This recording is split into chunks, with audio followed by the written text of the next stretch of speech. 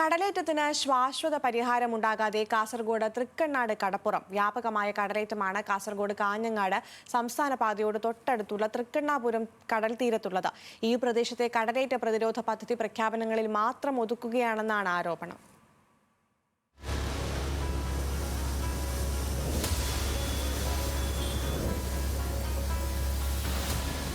കാസർഗോഡ് കാഞ്ഞങ്ങാട് സംസ്ഥാന പാതയോട് ചേർന്നാണ് തൃക്കണ്ണാപുരം കടൽത്തീരമുള്ളത്. കടൽക്ഷോഭം രൂക്ഷമാകുന്ന മഴക്കാലത്ത് ദേശീയപാതയിൽ ഉൾപ്പെടെ കടൽ കയറിയിട്ടുണ്ട്. അതിശക്തമായ തിരകളും കടലാക്രമണ ഭീഷണിയുമുള്ള തൃക്കണ്ണാട് കടപ്പുറത്തിന്റെ ഭൂരിഭാഗവും കടലെടുത്തതോടെയാണ് കടൽ ഭിത്തി കെട്ടി സംരക്ഷിക്കണമെന്ന ആവശ്യമുയർന്നത്. രണ്ടാഴ്ച മുൻപാണ് തീരസംരക്ഷണത്തിന്റെ പേരിൽ 128 മീറ്റർ നീളത്തിൽ 3700 ടൺ കരിങ്കൽ തീരത്തിറക്കി ഭിത്തി നിർമ്മാണം തുടങ്ങിയത്.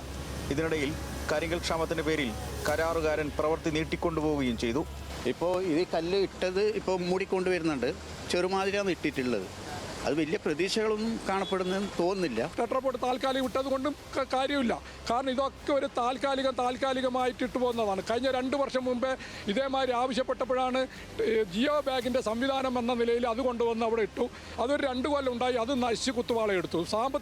സർക്കാരിൻ്റെ പണം ദൂർത്തടിച്ച് കളയുന്നതിന് തുല്യമാണ് ഇതൊക്കെ ചെയ്യുന്നത്. കഴിഞ്ഞ വർഷം ജിയോ ബാഗ് ഉപയോഗിച്ച കടലേറ്റ പ്രതിരോധം തീർത്തെങ്കിലും അത് പൂർണ്ണമായും കടലെടുത്തു. തീരശോഷണം സംഭവിക്കാതിരിക്കാനും കടലാക്രമണ ഭീഷണി എന്ന ആശങ്ക അകലാനും സർക്കാർ കാര്യമായി ഇടപെടുന്നില്ലെന്നാണ് നാട്ടുകാരുടെ ആക്ഷേപം. പ്രദേശത്ത് ആവശ്യമായ പഠനം നടത്തി ടെട്രോപാഡ് ഉപയോഗിച്ച് സ്ഥിരം സംരക്ഷണ ഭിത്തി നിർമ്മിക്കണമെന്ന ആവശ്യം വർഷങ്ങൾ കഴിഞ്ഞിട്ടും സർക്കാർ നടപ്പിലാക്കുന്നില്ലെന്നാണ് പരാതി. പതിറ്റാണ്ടുകളായി നിരവധി പദ്ധതികളാണ് തൃക്കണ്ണാപുരത്തെ കടലേറ്റം നിയന്ത്രിക്കാൻ പ്രഖ്യാപിക്കപ്പെട്ടത്. പക്ഷേ ഒരു പദ്ധതിയും നടപ്പിലായില്ല. പ്രദേശത്ത് ശാശ്വതമായ പരിഹാരം വേണമെന്നാണ് നാട്ടുകാരുടെ ആവശ്യം. തൃക്കണ്ണാപുരത്തു നിന്നും ക്യാമറ പേഴ്സൺ സനൽ എളമ്പച്ചിക്കൊപ്പം രതീഷ് വാസുദേവൻ, ന്യൂസ് മലയാളം.